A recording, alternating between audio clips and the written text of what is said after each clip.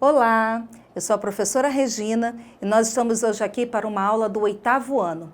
E na aula de hoje nós vamos ver os elementos do som e o movimento do corpo. Quando a gente fala elementos do som, movimento do corpo, com certeza você pensou em música. Isso mesmo, nós vamos comentar um pouquinho da música e sua evolução.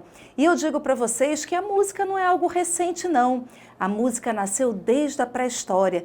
Desde que o homem foi colocado na Terra, nasceu a música. Aliás, nasceu as 4 manifestações artísticas: a dança, as artes visuais, o teatro e a música. Mas você pode me perguntar, como professora? A música na pré-história já tinha instrumentos, as pessoas já sabiam cantar? Calma, gente, não é assim. O que nós temos na pré-história? A arte rupestre, isso mesmo. Arqueólogos descobriram pinturas e até artefatos que dão ideia para a gente como era aqueles povos primitivos, como é que eles faziam os sons, como é que eles desenhavam, como é que eles se ambientavam, como é que eram as relações entre eles. E eu tenho aqui algumas imagens e quero que você acompanhe comigo no slide, e você pode observar a movimentação dos seres, né? Eles estão levantando as mãos, os movimentos de braços, de perna.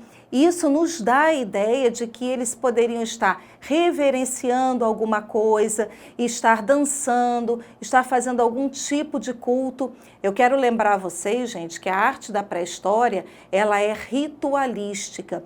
O homem pré-histórico, ele entendia que se ele fizesse algumas coisas, ele podia manipular os efeitos da natureza, manipular a caça para o seu alimento, manipular o abrigo, até a questão da fertilidade. Isso mesmo, que são os princípios básicos de sustentação da raça humana.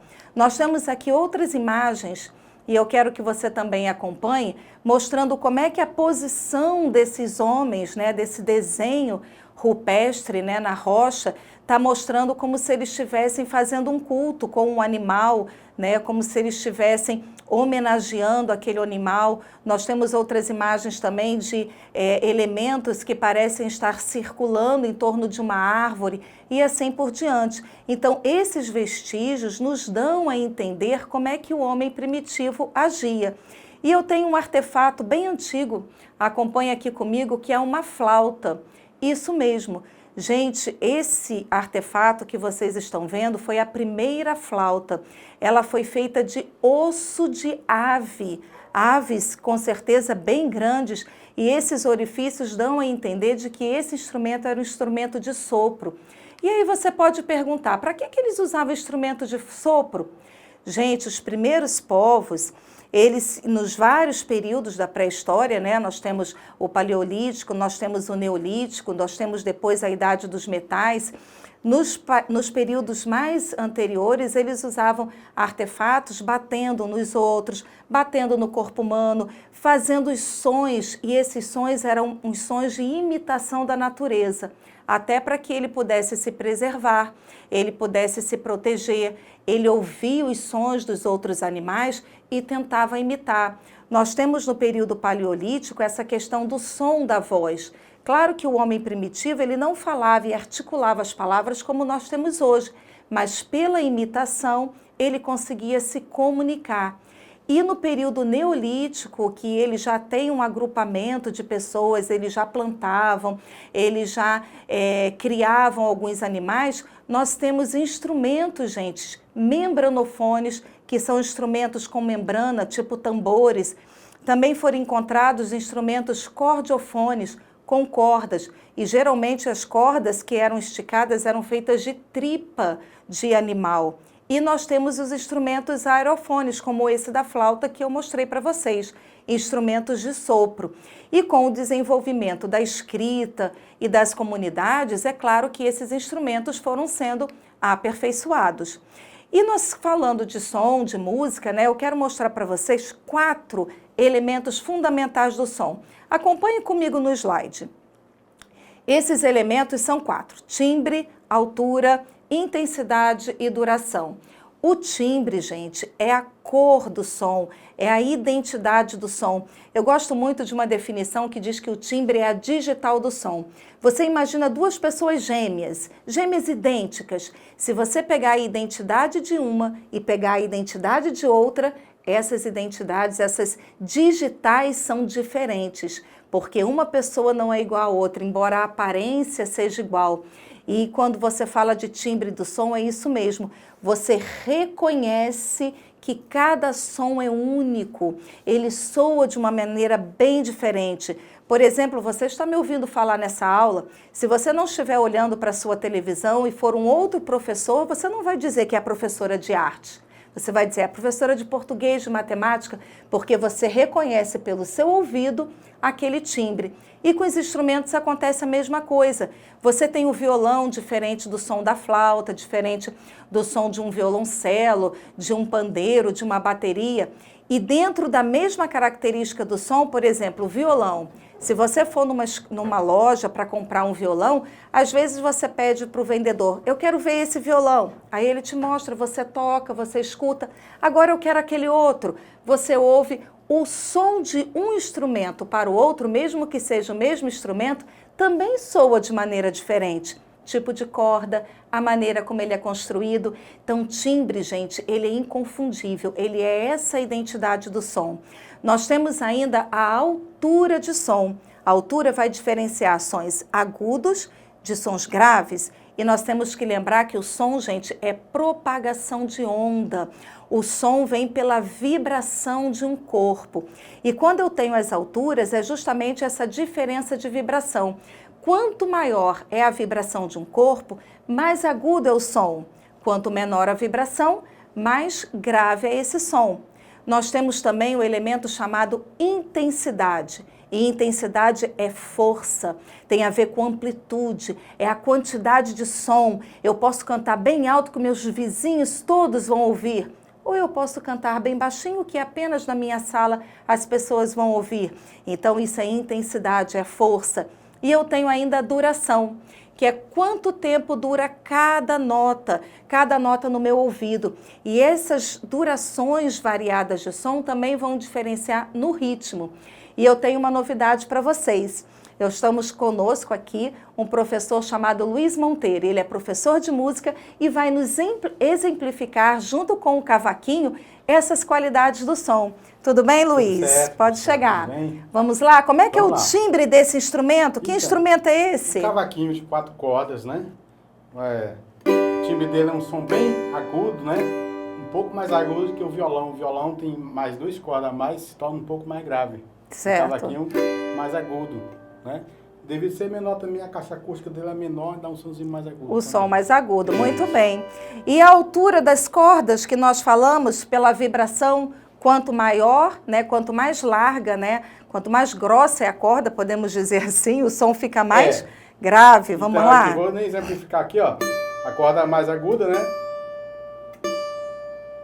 E a corda mais grave. A propagação do som. A gente nota que tem uma diferença, ó. Esse vibra mais, Isso, esse aqui. vibra menos. Então, quanto menor a vibração, mais grave. Quanto maior a vibração, mais agudo. E a intensidade de som? Intensidade. Se eu tocar uma música, né? Ó.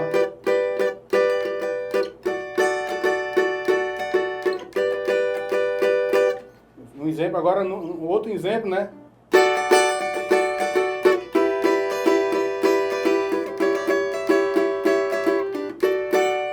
Então, ele tocou uma música um pouquinho mais suave, né, com menos intensidade, e uma com uma intensidade bem maior, um pouquinho mais forte. E a duração, que é o ritmo, né, Luiz? É. Ó.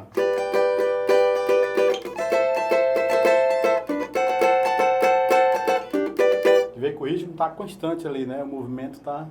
Isso, quanto a diferença de duração das notas me proporciona ritmos diferentes. Então, eu posso ter ritmo de samba, posso ter um ritmo de valsa, não é isso? Valsa.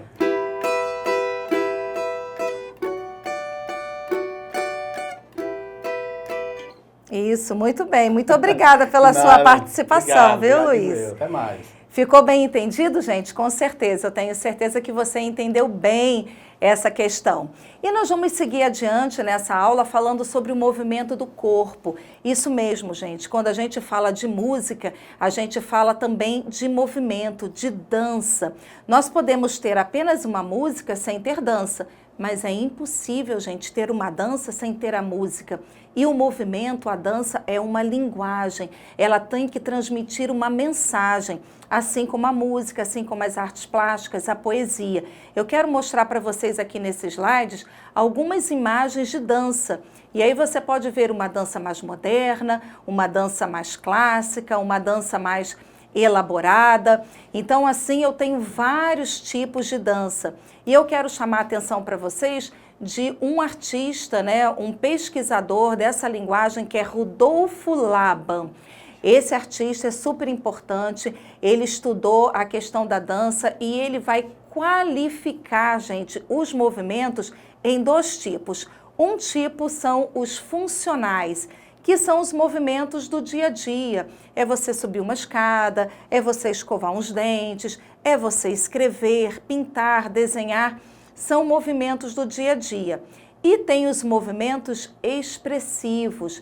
Esses movimentos expressivos são movimentos que comunicam uma ideia. Então você tem a beleza, você tem o estranhamento, você pode ter uma sensação, uma ideia de raiva, ou de calma, ou de agitação, e a dança vai mostrar justamente esses movimentos. E aqui na nossa região norte nós temos algumas danças bem específicas. A primeira que eu quero chamar a atenção para vocês, observe comigo aqui no slide, algumas delas, né? Eu tenho a dança camaleão, a dança do maçarico, a desfeiteira, marambiré, lundu, marajoara, marujada, dança do siriá, retumbom, jacundá, carimbó. Isso mesmo, algumas são de origem indígena e outras de origem africana.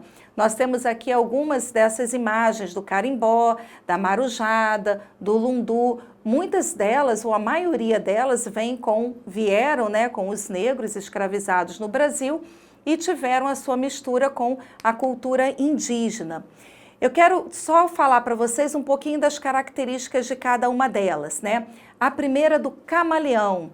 É uma dança de pares soltos, que se desenvolve a coreografia construída por 7 diferentes passos. E esses passos são chamados de jornada. É muito comum no Amazonas. Nós temos o carimbó, no Pará, que é uma dança de roda formada por homens e mulheres, com um solista no centro, que baila com requebros, trejeitos, passos miúdos, arrastados e bem ligeiros. E nessa dança do carimbó, eu tenho o passo da umbigada. Isso mesmo, gente, esse passo da dança de umbigada, ele vem com os negros. E é um passo muito específico, desde o lundu até outras linguagens musicais.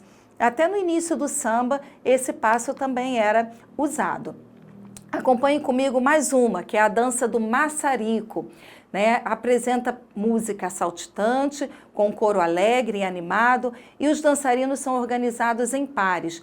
Nesse contexto, os passos vão entre ligeiros e lentos até a chegada da umbigada, esse passo que eu comentei com vocês. E temos a desfeiteira.